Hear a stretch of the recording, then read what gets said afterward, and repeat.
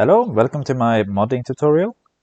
My name is Joe Banji. I am the creator of NPC weapons, and in lieu of the outward documentation for the sideloader documentation going down, I thought I would make an outward modding tutorial. So before getting started with actual modding, you need to get the mod manager for outward, which is called R2 Modman. I will link a tutorial for how to download it and getting it up and running. And that is this tutorial by Sheenshots. I'll be linking it in the description so you can find it there. So to mod using sideloader, there's a few things that you do need. And there's a few things that I do recommend. So if you go to your mod manager, you will need the Bapin X pack for outward. You will need sideloader by C9 Dev. I do recommend getting the sideloader extended effects and Combat HUD and Unity Explorer, and you might also get outward config manager, although I don't really use this myself, but yeah. So I'll just quickly explain the different ones. So sideloader is the one that you will actually be modding in and creating your mods. Sideloader extended effects will give you some additional things that you can do in sideloader without needing to code anything yourself. Combat HUD makes it easier to debug, like if your effects or if your new weapons or your edits of the existing weapons are working well. You have Unity Explorer, which is great for taking a look at the objects that are in game. So if you want to put in an item spawn, this will help you get the exact position and rotation in order. Yes. It will also help you if you're, for example, changing a sword into a two-handed sword and getting the rotation correct and the size correct, and you can kind of test it in game using Unity Explorer. So that might be useful later on. So we'll maybe get to that later in terms of using it. But in the start, it's a bit overwhelming. So we won't touch on it right away. Outward config manager is just some configs for different mods, but I don't really use it myself. So the way that we get our mod started and create our mod is that we do it from in-game. So if you just click on Start Modded, it'll take about maybe half a minute or so for me. I have a bit of a slow PC, so I'll just wait for that to boot up here. Let's see.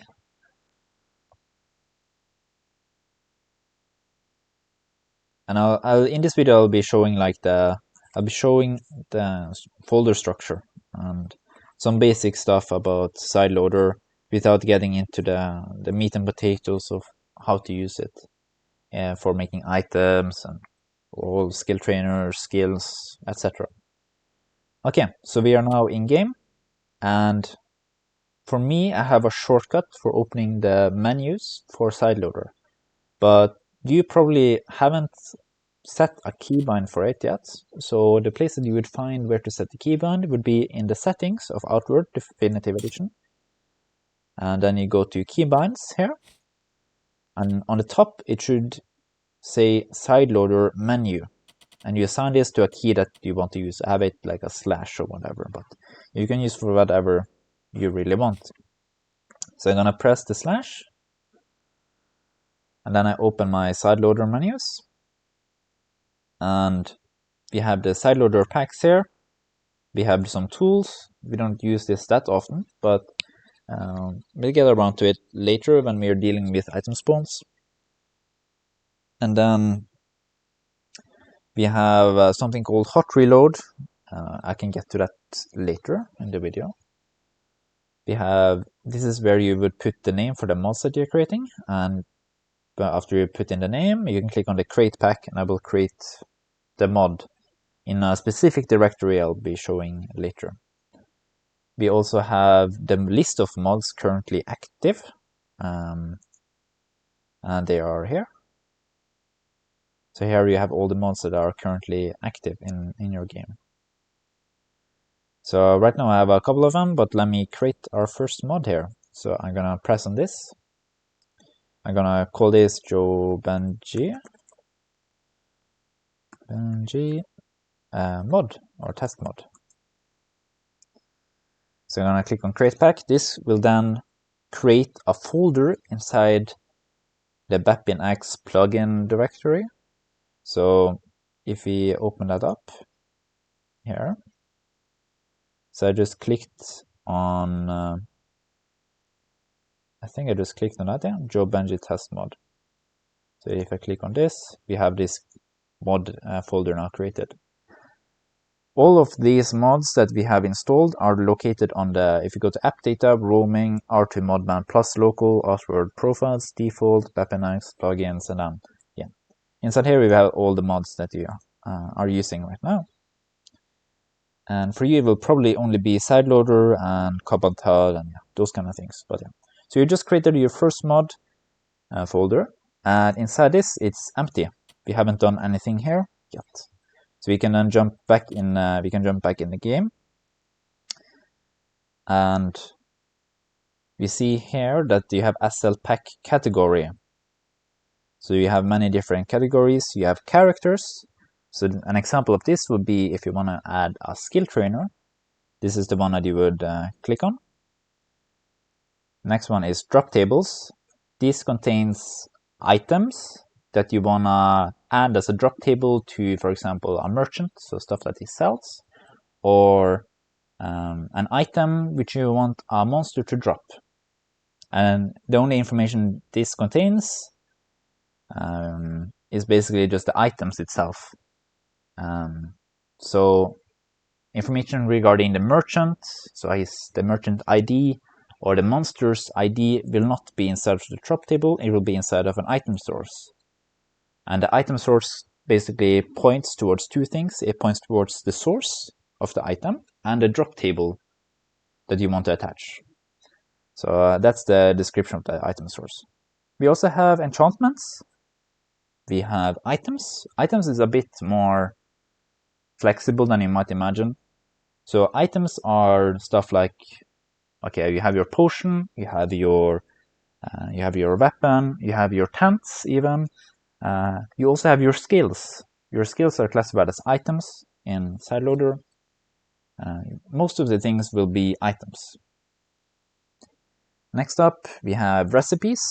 So this is not the recipe scroll. The recipe scroll will be an item, but this is the combination of stuff that goes together in the crafting interface that creates another item. So it's more of like under the hood stuff. Okay. So this can be saying like, oh, 2 wood and 1 scrap gives a spiked stick or something, right, in the crafting interface. Or it's also you also have cooking and alchemy recipes here for that. Then we have the status effects, and in the status effects you have the disease type, you have imbue, leech, you have level status effect and regular status effects. I just mentioned that the disease one doesn't really work well, but yeah, it is great if you just want to make some regular status effects. Okay, then we get on to the last one, or actually the second to last one, which is the status of family. So if you want to group stuff together, so you have a disease and you want you have multiple diseases or multiple statuses and you want to remove all of them at once, then it would be beneficial to have all of the status effects in basically a family, so they can all get removed at once with a single effect. So instead of having to target each individual, you can just cleanse all of the effects at once, for example. Then we have tags, and this is very helpful if you wanna, for example, what I've been using tags mostly myself is I have an item and I have a tag on that item. So I can show that if I go here and I create, this is all the types of items we have. So I can just choose item. Let me clone. I'll get into all of this with cloning and such later in another video. But I'm just gonna make something quickly just to explain the tags. If we go down here, let's see, tags. So here are all the tags that are on the weapon. And in my case, I created a tag basically here. And so special skill Joe Benji variant 3 or whatever. So convoluted name, doesn't matter. But I can basically create a tag that has this name. So if I go here, I go to tags, I can just call it something, doesn't matter. But I can have a tag name here. I don't think this really matters. Can just have the same, probably. It might be up like only lowercase. I'm not so sure, but yeah. So now I basically have a tag that's defined, and I have the same tag here. I can then create a skill which checks for this tag. So basically, if you're holding this item with a specific tag, then you can do a skill. That's some examples what you can use tags for. But yeah, for most of the things, you don't really need tags that often. So that is all the main types. So let me try to generate a couple of things and see how that affects the directory. And we'll get into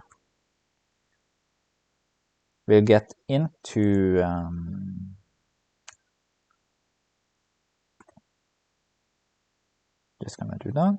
So that's just cloning. So I'm just using it to get like a base of stuff to work out of. So basically, just clones all the existing data and puts that in. That's all that clone. That's what the clone ID means. Clone target ID. So it just gets some default stuff for you, based on redemption. For in this case, that's one of the enchantments. So I'm gonna do a weapon, but you can also do skills here. So we have iron sword. I can actually do skill here. You will see that it looks very similar. We just do it down here. And we can do a puncture, since we can do that with a sword. So it kind of works out. There we go. You see, many of the things are pretty similar, as long as they're inside of the same category. Can I go to the next thing, which is the drop table? This is actually not drop table, this is item source. You have different ones, of course. So you have drop table addition. So this is what I talked about earlier. It points towards an enemy. So item source, enemy.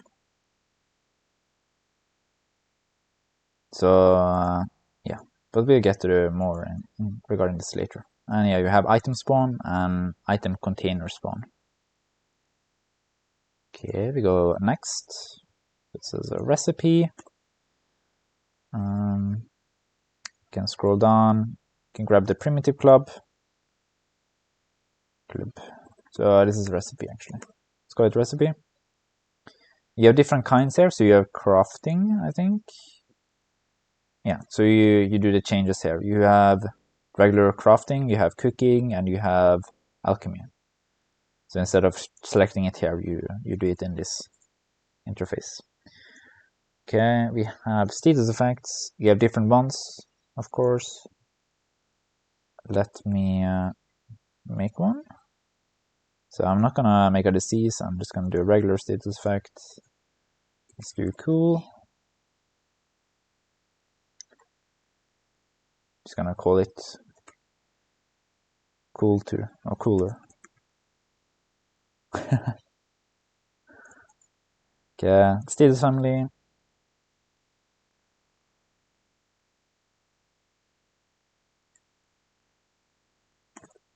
Okay. So we'll be filling these out in the future. Oh yeah, we already have it. And then tag. I think that's one we already had. Yes. So I'm just gonna make sure that all of this is saved.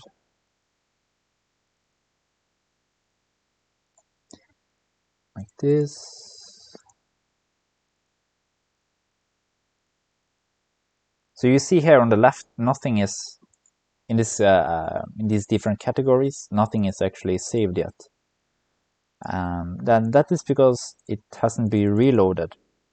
And for it to pop up, we need to reload it. So either you can quit the game and launch it over again, and that might be necessary for certain things that you do change.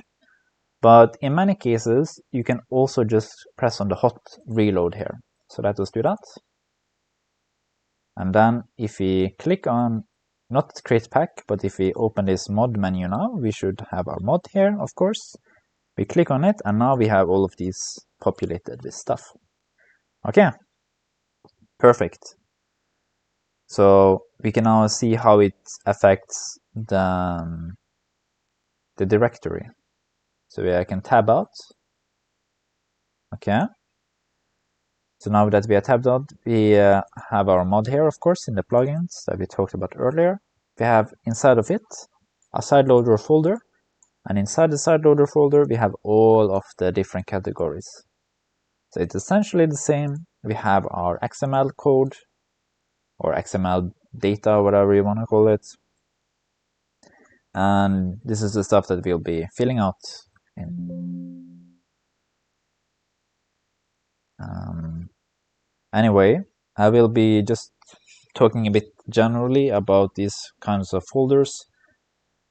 So you will typically have one XML file, and then you will have additional things inside of a folder, often called textures. So that's especially for items. So for the sword, you have the regular XML stuff here, but you also have textures. And inside the texture folder, you will have your icon, and this is what you see in your bag or when you're gonna pick up an item. So that's the sword. And you also have information regarding how it looks. So you have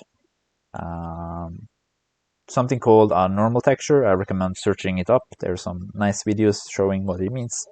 It just tells you how lights basically bounce off of objects and stuff. You have a main texture. So you can recolor this as an example to recolor an item or create patterns that are different. And then you have something called gen text or generative texture. I don't know much about this. I recommend talking with people in the official, not official, but unofficial modding Discord. So the way you find the modding Discord, if you go to Outward Fandom Wiki, and then you search for modding, let's see here. There should be one mod development guide, but you also have this. Yeah, this is the one we're looking for. Join Outward Modding Discord. So I recommend talking to people there if you're unsure what this is. I don't really know that well myself. I don't use it. Yeah, and you can also change properties inside of here. So especially things like emission, you can change the emission strength through some of these properties here. Or specular color, yeah, emission color. Yeah, but they do require that you have an associated, often like it's called like emission text. This one doesn't have it, so you will probably only have color and stuff related to the normal map, and yeah. Yes, okay, yeah, here we have the color, so you can do some adjustments here as well. And you do have this for effects too. So that would be mostly the icon. You only have the icon for effects because you have the icon that pops up in your user interface, right? So we can take a look at that. So if we go back here, I went a bit too far. We go to status effects, cool, and here we have cooler.xml. We have our icon as well, like this. In the Outward Discord, like the Outward Modding Discord, if you go to the art and VFX here, you'll then be able to get some templates if you wanna draw an icon yourself. So I recommend going there and then grabbing whatever you need, really, making it your own. Okay.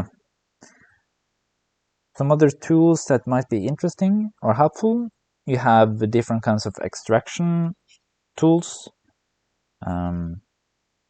but we'll get into that later. I'll make a dedicated video for extracting data and meshes and stuff from the game in the future, and I won't go into it now. You also have something called the dnSpy here. So you just search for dnSpy on whatever search, like Google or whatever, and you get dnSpy. And with dnSpy, so I'll clear this up, it will look like this when you first open it. I'll close outward, actually. I don't need it open anymore. Okay, so I'll show what dnSpy is and why it might be useful. So if you open the outward directory itself, from Steam. So you go through Steam, let's see, in case you don't know, you basically go outward and then you do, I think it's manage, and then you browse local files and you go to defed. Right, so this is the folder I showed earlier with the outward definitive addition data. And inside here you will be able to find the original C# code used a lot in things related to the sideloader. So I think it's inside plugins. No, it's not. It is maybe inside is managed. Yeah. So here we have the assembly C#. So if I get dnSpy open here, we can then take a look at the code that's inside of this. It's quite a lot. Okay, open this, open that, and it's inside here. So here we have all of the things that might be interesting for us. So we have affect health, we have affect food, we have different stuff like weapon damage,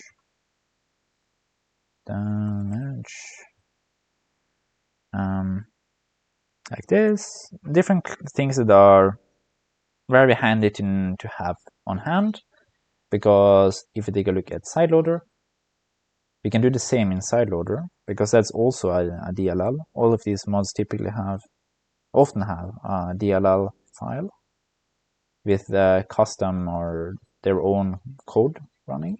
You don't need to do it for your own thing if you only use sideloader, but if you're gonna add some custom code yourself, then you will also have a DLL file.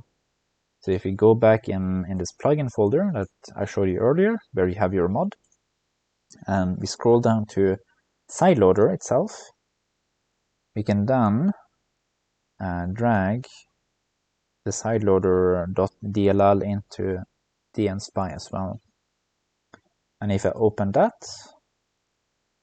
take a look, then we have all of the sideloader variants here. So earlier I showed you the weapon damage, right? I think I should be able to click on that.